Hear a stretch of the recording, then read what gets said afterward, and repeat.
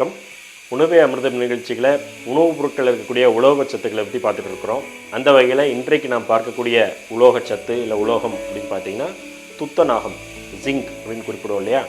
துத்தநாகம் உடம்புல எங்கெல்லாம் இருக்குது அப்படின்னு கேட்டிங்கன்னா, உடம்புல இருக்கக்கூடிய திசுக்கள் எல்லாத்துலேயுமே இந்த துத்தநாகம் இருக்குது அப்படிங்கிற மாதிரி சொல்லலாம். குறிப்பாக சொல்லணுன்னா ஆர்பிசியில் ஒரு 75% வந்து துத்தநாகம் இருக்குது. துத்தநாகத்தோட மொத்த உடம்புல இருக்கக்கூடிய பகுதியில் ஆர்பிசியில் தான் அதிகமாக காணப்படுது அப்படிங்கிற மாதிரி சொல்லலாம். இன்னும் சொல்லப்போனால் பேன்க்ரியாஸில் இருக்குது அப்படிங்கிற மாதிரி சொல்லலாம். பேன்க்ரியாஸில் இருக்கக்கூடிய ஒரு முக்கியமான சத்தாகவும் இந்த துத்தநாகம் இருக்குது. எதற்கு இந்த துத்தநாகம் தேவை அப்படின்னு பார்த்தீங்கன்னா, ரத்தத்தை வந்து தன்னுடைய நிலையில் வைத்திருப்பதற்கு இந்த துத்தநாக சத்து ரொம்ப முக்கியம் அப்படிங்கிற மாதிரி சொல்லலாம். ரத்த குழாய்களுக்கு வலுவை தந்து ரத்த சுற்றோட்டத்திற்கு ஒரு முக்கியமான ஒரு காரணமாக அமைகிறது இது துத்தநாக சத்து அப்படிங்கிற மாதிரி சொல்லலாம். பொதுவாக அந்த நீரிழிவு வியாதிக்காரங்களுக்கு இருக்கக்கூடிய துத்தநாக சத்து வந்து பேன்க்ரியாஸில் வந்து கம்மியாக இருக்கிற மாதிரி இன்றைக்கி உள்ள ஆய்வுகள் வந்து தெரிவிக்குது. இப்போ அவங்களுக்கு இயல்பாக இருக்கக்கூடிய அந்த இன்சுலின் செக்ரேஷன் வந்து குறையிறதுக்கும் இந்த துத்தநாக சத்து குறைபாடு தான் ஒரு காரணமாக இருக்கலாம் அப்படிங்கிற மாதிரி இன்றைக்கு ஒரு ஆய்வுகள் எல்லாமே இருக்குது. அதற்கேற்ற மாதிரி நம்ம துத்தநாகம் சார்ந்த உணவு வகைகள் நம்ம எடுத்துக்கும் போதும் இன்சுலின் சுரப்பு இயல்பாக நடப்பதற்கு அது ஒரு முக்கியமான ஒரு காரணமாக இருக்கும். பொதுவாக உடம்புல வரக்கூடிய பல்வேறு வகையான ரத்தம் சார்ந்த பிரச்சனைகளை நீக்கிறதுக்கு துத்தநாகத்தை வந்து நம்ம எடுத்துக்கிறது வந்து வழக்கம். அந்த வகையில் நமக்கு சுற்றி இருக்கக்கூடிய ஒரு கீரை வகையில் துத்தநாக சத்து அதிகமாக இருக்குது அப்படிங்கிற மாதிரி சொல்லலாம். அதனுடைய பேரே பார்த்தீங்கன்னா துத்தநாகத்தை ஒட்டிய அமைந்த ஒரு பேராக இருக்கும். துத்தி அப்படின்னு கேள்விப்பட்டிருப்பீங்க இல்லையா. நம்ம வீட்டு ஓரங்களில் தெரு ஓரங்கள் எல்லாமே சும்மாவே வளர்ந்துருக்கும். அதனுடைய காய் வந்து நல்லா டிசைனாக இருக்கும். நம்ம பார்க்கும்போதே அழகாக இருக்கிற மாதிரி இருக்கும். அதனுடைய பூக்கள் மஞ்சள் நிறத்தில் காணப்படும். நம்ம சாதாரணமாக அதை கடந்து சென்றிருப்போம். அந்த துத்தநாக சத்து நிறைந்ததுனால தான் அதற்கு பேரே துத்தி அப்படிங்கிற மாதிரி ஏற்பட்டுச்சு அப்படிங்கிற கூட ஒரு வரலாறு உண்டு. அந்த துத்தி இலையில் இருக்கக்கூடிய துத்தநாக சத்து நம்ம உடலில் இருக்கக்கூடிய கட்டிகள், கலலைகள் அப்படிங்கிற மாதிரி சொல்லுவோம். தன்னால் ஏற்படக்கூடிய கட்டி, கொழுப்பு கட்டி, சிலவாறு அந்த கலலைகள்னு சொல்கிறது வந்து கட்டியில் கொஞ்சம் பெரிய சைஸ், இதெல்லாமே நீக்கக்கூடிய தன்மை வாய்ந்தது அப்படிங்கிற மாதிரி சொல்லலாம். குறிப்பாக சொல்கிறதா இருந்தால் மூலநோய்க்கு மிகச்சிறிய ஒரு எளிமையான ஒரு மருந்து அப்படின்னா துத்தி இலை தான் வந்து சொல்லலாம். இப்போ ஆசன வயலில் இருக்கக்கூடிய வலியை நீக்கிறதுக்கு துத்தி இலையை விளக்கெண்ணெயில் வதக்கி ஆசன வயலில் வச்சு கட்டும்போது உடனடியாக அது வந்து குணமாகும்னு சொல்லலாம். இப்போ பைல்ஸுங்கிற பிரச்சனையே வந்து ரத்த நாள சுருக்கத்தினால் வரக்கூடியது தான். இப்போ வந்து நம்ம வெரிகோஸ் வெயின்ஸ் நம்ம வந்து கை காலில் வரக்கூடிய நரம்பு சுருட்டை பற்றி பார்த்துக்கோங்க. அதே மாதிரி நம்ம ஆனஸ்க்கு வரக்கூடிய வெயின்ஸில் வரக்கூடிய ஒரு வெரிகோஸ் தான் நம்ம வந்து பைல்ஸ் அப்படிங்கிற மாதிரி சொல்லுவோம். அதை நீக்கக்கூடிய தன்மை இந்த துத்தநாகத்துக்கு உண்டு. அந்த துத்தநாகம் நிறைந்த அந்த துத்தி செடிக்குமே உண்டு. இப்போ மூல வியாதி உள்ளவங்களுக்கு அதை வெளிப்புறமாக விளக்கெண்ணெயில் வதக்கி பயன்படுத்தினாலும் சரி, இல்லை அதே துத்தி இலையை நம்ம பல்வேறு வடிவங்களில் மருந்தாகவோ இல்லை உணவாகவோ உள்ள சமைச்சு சாப்பிட்டாலுமே சரி, இந்த மூலம்ங்கிற பிரச்சனை வந்து முற்றிலுமாக நீங்கும் அப்படிங்கிற மாதிரி சொல்லலாம். சிலருக்கு இந்த மோஷன் போயிட்டு வந்தோடனே கடுமையான ஒரு வலி இருக்கும். ஒரு 2-3 மணி நேரத்துக்கு வேறு எந்த வேலையும் பார்க்க முடியாத அளவுக்கு எரிச்சல் இருக்கும். இதெல்லாம் நீக்கிறதுக்கு துத்தி இலையை வந்து நம்ம உள்ளே வந்து சாப்பிடலாம். சாதாரணமாக நம்ம வந்து பவுட்ரு பண்ணி நல்ல உடத்தெல்லாம் வளர்த்தி பவுட்ரு பண்ணி சாப்பிடலாம். இல்லை நம்ம பருப்பு கடைசலாக செஞ்சு கூட நம்ம வந்து சாப்பிடலாம். இன்றைக்கி ஐஸ்வர்யா அதுக்கு தான் ரெடியாக இருக்காங்க. துத்தி பருப்பு கடைசல் செஞ்சு காட்ட போகிறாங்க. அது எப்படிங்கிறத பார்த்துட்டு மீதி பலன்களை நம்ம பார்க்கலாம்.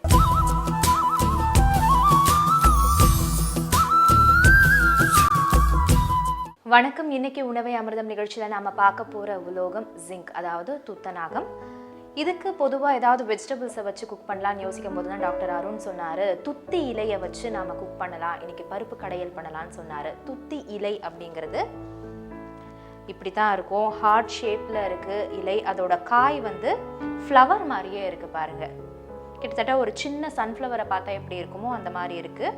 இதை வச்சு தான் நாம் இன்றைக்கி பருப்பு கடையில் பண்ண போகிறோம். இந்த காயை எடுத்து போட்டுறாதீங்க, இந்த இலையை யூஸ் பண்ணி தான் நாம் பண்ண போகிறோம். துத்தி பருப்பு கடையல் செய்ய தேவையான பொருட்கள்: துத்தி கீரை, பாசிப்பருப்பு, தக்காளி, மஞ்சள் தூள், வெங்காயம், பூண்டு, கடுகு, சீரகம், கொத்தமல்லி, கருவேப்பிலை, பச்சை மிளகாய், உப்பு, எண்ணெய். எல்லாத்தையும் குக்கர்லேயே போட்டு நாம் 3-4 விசில் வச்சுட்டு அதுக்கப்புறமா மசிச்சுட்டு தாளித்து கொட்டிட்டா பருப்பு ரெடி ஆகிடும். முதல்ல நம்ம துத்தி இலையை போட்டாச்சு. இப்போ ஊற வச்சுருக்க பாசி பருப்பை ஆட் பண்ணிக்கலாம். எப்பவுமே பருப்பை வந்து வேக வைக்கிறதுக்கு முன்னாடி ஒரு 20 to 30 மினிட்ஸ் ஊற வச்சிட்டோம் அப்படின்னா கேஸும் அதிகமாக செலவாகாது, சீக்கிரம் பருப்பும் வெந்துடும். இதில் ஒரு 1/4 டீஸ்பூன் மஞ்சள் பொடி. இந்த பருப்பு கடையலில் நான் காரம் அதிகமாக ஆட் பண்ண போகிறதில்ல, ஒரே ஒரு பச்சை மிளகா தான் ஆட் பண்ண போகிறேன். அதை பொடியாக நறுக்கி வச்சுருக்கேன், அதை இதில் போட்டுடுறேன்.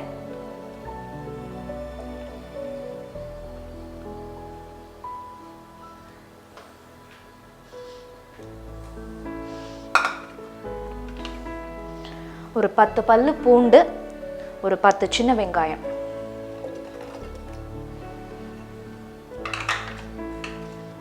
2 தக்காளி பொடி பொடியா நறுக்கினது,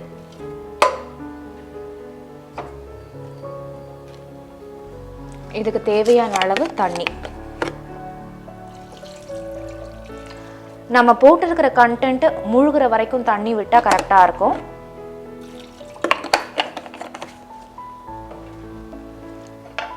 நான் சொன்ன மாதிரி குக்கரை மூடிட்டு ஒரு 4 to 5 விசில், இல்லை யூஸ்வலாக உங்களுக்கே தெரியும் எத்தனை விசில் வச்சா நல்லா குழைய வெந்து போயிடும் அப்படின்னு. அவ்வளோ விசில் வச்சுட்டு ப்ரெஷர் ரிலீஸ் ஆகிற வரைக்கும் வெயிட் பண்ணிட்டு தாளிச்சு கொட்டிடுங்க.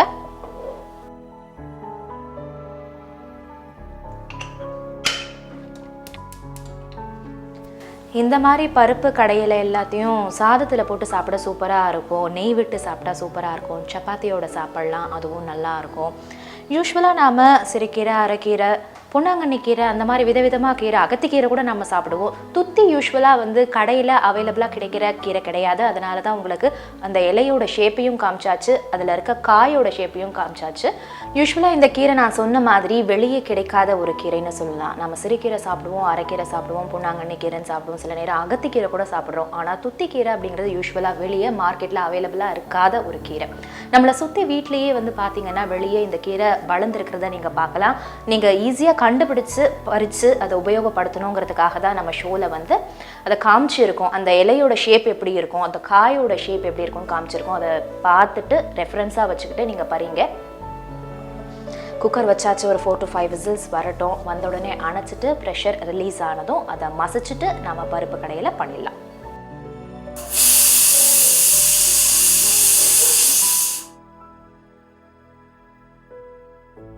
பருப்பு, கீரை, தக்காளி, வெங்காயம், பூண்டு எல்லாம் சூப்பராக வெந்துருச்சு. கரண்டிலேயே நாம் இதை சூடாக இருக்கும் போதே மசிச்சிட்டோம் அப்படின்னா ஈஸியாக இருக்கும்.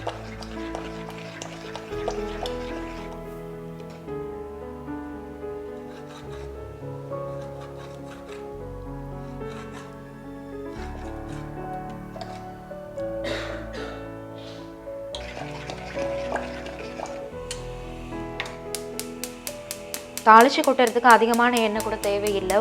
ஒரு 1/2 டீஸ்பூன் எண்ணெய் இருந்தால் போதும்.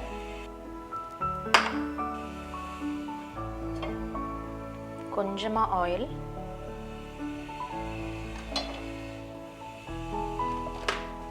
கொஞ்சம் கடுகு, கொஞ்சமாக சீரகம்,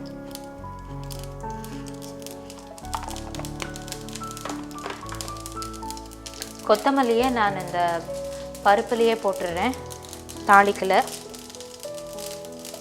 கொஞ்சமாக கருவேப்பிலை போட்டு அடுப்பு அணைச்சிட்டு இதை இந்த பருப்பு கடையில் ஆட் பண்ணிக்கலாம்.